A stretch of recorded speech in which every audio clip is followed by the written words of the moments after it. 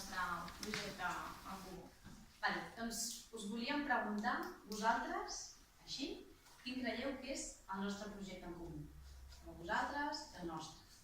A part del català, que també, però no. Nosaltres i vosaltres tenim un projecte en comú, segurament a molts de vosaltres no, però a d'altres sí, i ens agradaria que penséssiu una miqueta i ens diguéssiu quin penseu que és aquest projecte que ens uneix, no? Vosaltres i a nosaltres.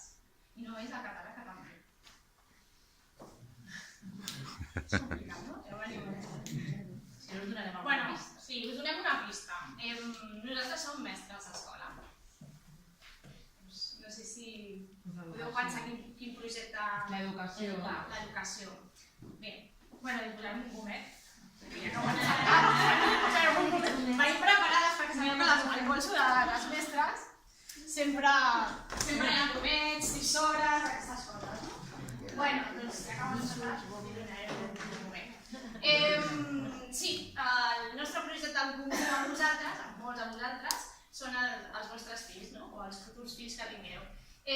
L'educació, la importància de l'educació és el nostre objectiu, educar.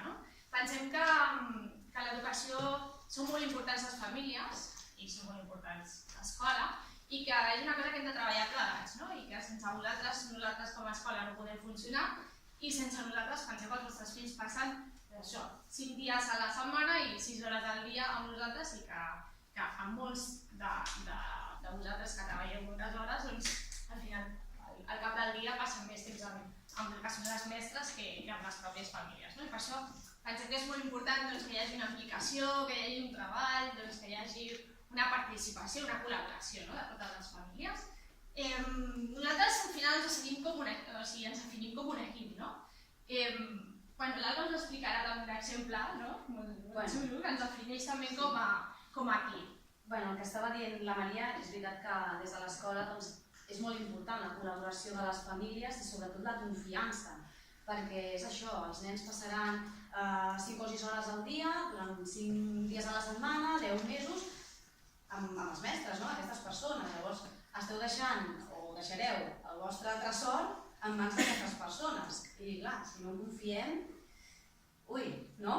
Llavors, a vegades potser hi ha algú que està a les noves tecnologies, ens ajuden molt i és veritat que les tenim molt presents i ens fan més fàcil la nostra vida. Però a vegades l'ús d'aquestes, potser a vegades no fem un bon ús d'aquestes, no? Per què ho diem? Ho diem pel grup del WhatsApp dels papas i de les mames, que potser hi ha algú que hi és i si no coneix algú que hi és en aquest grup o si no, de les notícies o en els diaris, a vegades surten notícies, que a vegades els fiquem una mica de canya, es critica molt el mestre, és que aquest mestre no m'agrada, és que vine a fer, és que no sé què. Llavors, a vegades també aquest fet de criticar es fa davant de l'infant. L'infant és un nen, però clar, també sent. I això també el pot condicionar una mica, Llavors, és important que les famílies confiïn en els mestres en l'escola i que treballem tots a una. És com si fóssim un equip de futbol, a veure, l'entrenador què vol? Que els jugadors guanyin i que s'ho passin bé. Els jugadors que volen passar-s'ho bé i guanyar, i l'afició també. I clar, si ens posem a criticar, per exemple, l'entrenador, tots tenim el mateix objectiu. Llavors, anem tots a una, confiem. Després ens donarem canya a nosaltres, també, però la primera part vosaltres i després nosaltres com a famílies. Nosaltres ens agrada molt un proverbi africà que diu que un infant necessita tota una tribu sencera per educar, i és veritat perquè al final l'educació necessita de molts de nosaltres.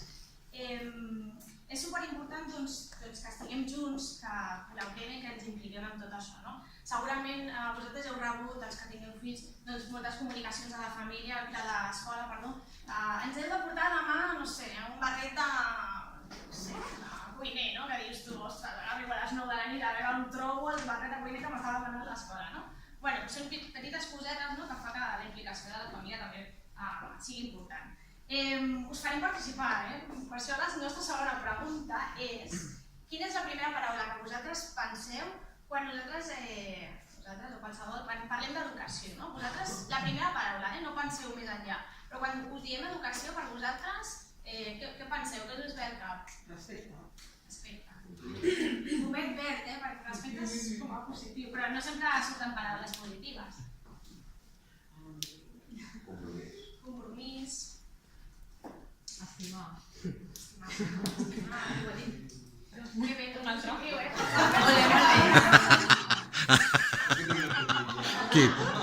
Quilòmetres, gomets verds. Bueno, però això vol dir que també és maco perquè les tres coses que han sortit, compromís, respecte, estimar, són tres coses positives entorn a l'educació i nosaltres pensàvem que segur que algú de vosaltres ho està pensant les vacances que tenen, O sigui que les vacances, les vagues, el fracàs escolar, hi ha l'informe PISA famós que vosaltres sabeu que ha estat en molts mitjans de comunicació dient que som un dels pitjors països en quant a resultats acadèmics, I al final, igual és nosaltres, per referència professional, però sempre que la gent pensa en l'educació pensa en coses dolentes, I després dius, ostres, l'estrès, la pressió, perquè també són les primeres feines que té depressió, juntament amb els metges i d'altres feines, I dius, ostres, com pot ser que un mestre que estigui sempre de vacances després tingui depressió, I una cosa com incoherent, penseu que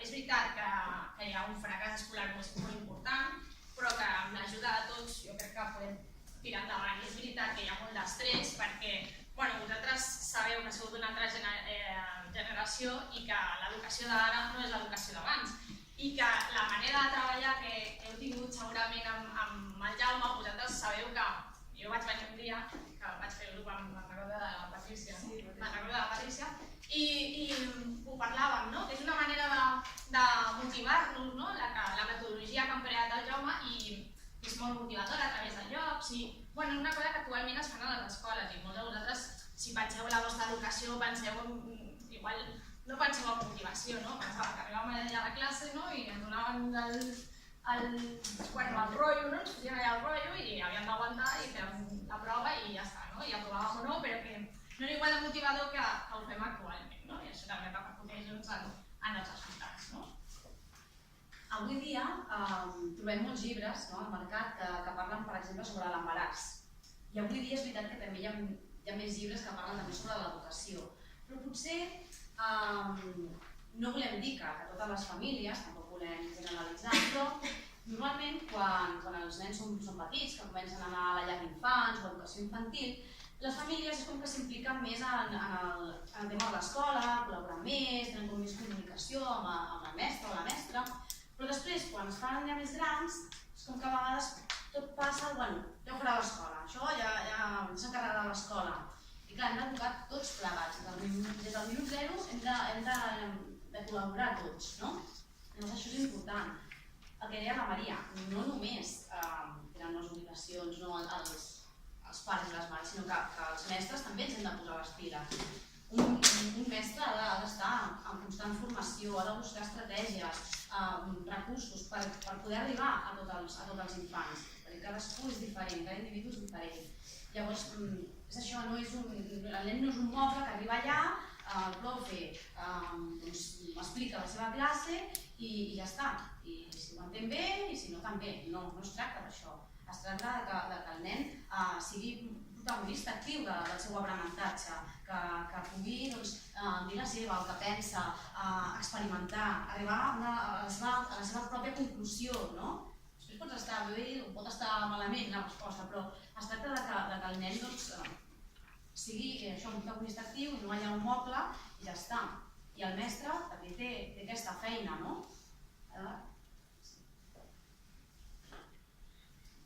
Per exemple, aquí una cita del Jaume Sala que diu que un mestre ha de voler més els seus alumnes, ha d'estimar més els seus alumnes que no la seva àrea, no? I a vegades això no passa. Un mestre, sobretot quan són més grans, potser que vol donar, explicar la seva àrea perquè coneix molt, però ha de transmetre i ha d'arribar a tots els infants. Llavors aquí us hem posat una imatge així una mica còmica de diferents mestres que hi ha, no?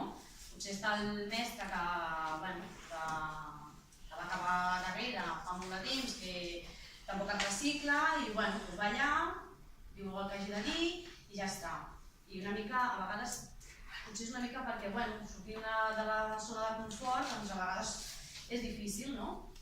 Però, bueno, després ja el mestre que acaba de sortir de la carrera ja està molt motivat, després arriba a classe i diu, això, jo vull fer aquesta activitat i li surt supermalament. Bueno, també a vegades s'ha d'experimentar.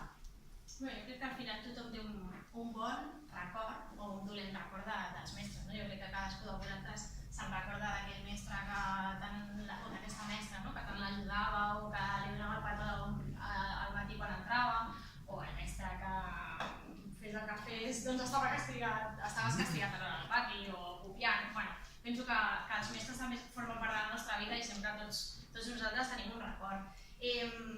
Vosaltres sabeu quins verbs poden conjugar amb els mestres i quins verbs se us acudeixen a vosaltres quan penseu en la paraula mestre? Què penseu que fan amb els nens? A part d'estimar-los i... Motivar. Els motiven, els acompanyen, els orienten.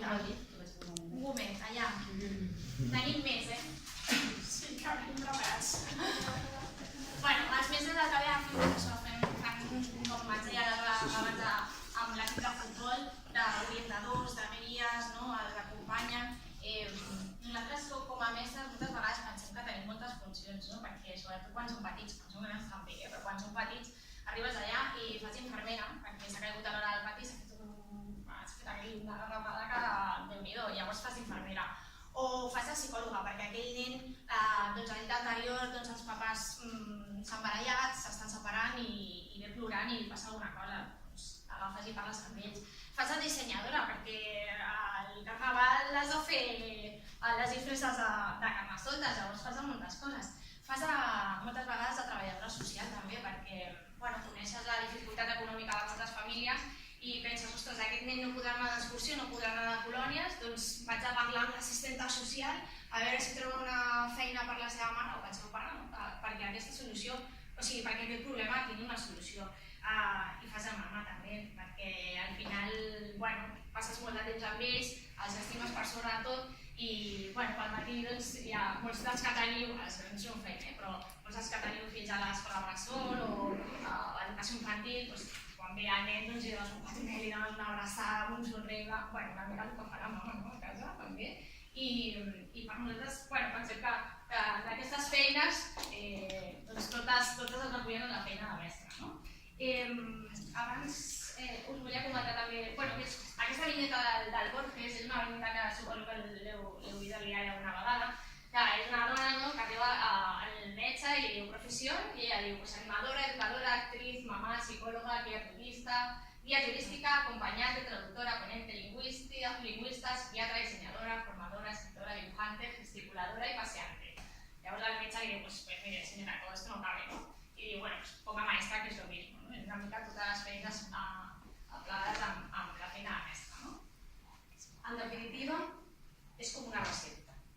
El nen o la nena és el plat estrella i els ingredients són l'escola, el mestre, que ha de ser una persona que tingui una vocació, que tingui paciència, amor, les famílies, col·laboració, confiança i després també l'entorn, no? Si hi ha un benestar, això afavorirà l'aprenentatge. I bé, en definitiva, el que es tracta és no només que l'infant assoleixi uns aprenentatges només i uns continguts, sinó que també tingui recursos i estratègies per en un futur poder treure totes aquestes estratègies en el món real, que quan sigui gran.